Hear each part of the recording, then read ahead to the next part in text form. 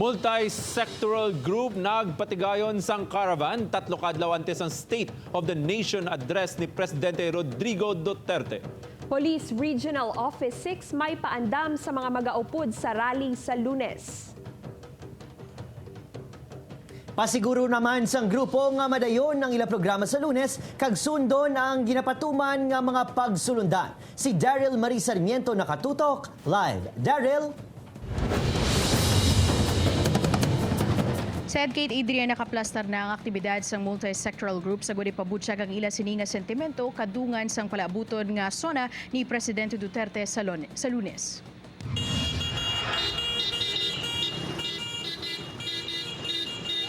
Ginlibot sa multi-sectoral group ang syudad sang Iloilo paagi sa isa ka caravan nga ila gintawag so nagkaisa. Ginpaagi sa pagpamusina kag pagtapik sang placard sa salakyan ang ila pagkondena sa ila ginapahayag mga kapaltahan sang administrasyon ni Presidente Duterte. Suno sa grupo, ini ang ila pangunang aktibidad sa Palaabuton nga SONA sang Presidente sa Lunes. Paday pa butyag yang matutuon nga kaimtangan sang pumuluyo, no.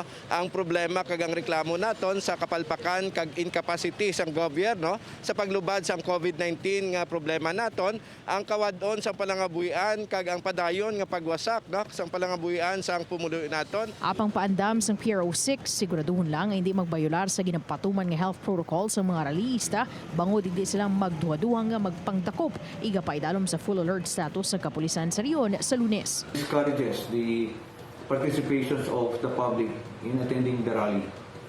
Sa bihak sinisuno kay Monsignor Militon Oso madayon ang ila programa sa Lunes kag ginpasiguro nga sundon sa grupo ang mga ginapatuman nga mandato. Respetuhon nila ang aton pagwa.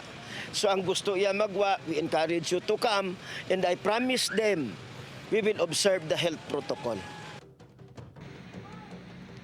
Sa ginapanindugan man sang grupo nga pisar mayara na sang anti-terror law magapangibabaw sa gihapon ang konstitusyon nga nagapahanugot sang freedom of expression. Said Madamang salamat, Daryl Marie Sarmiento.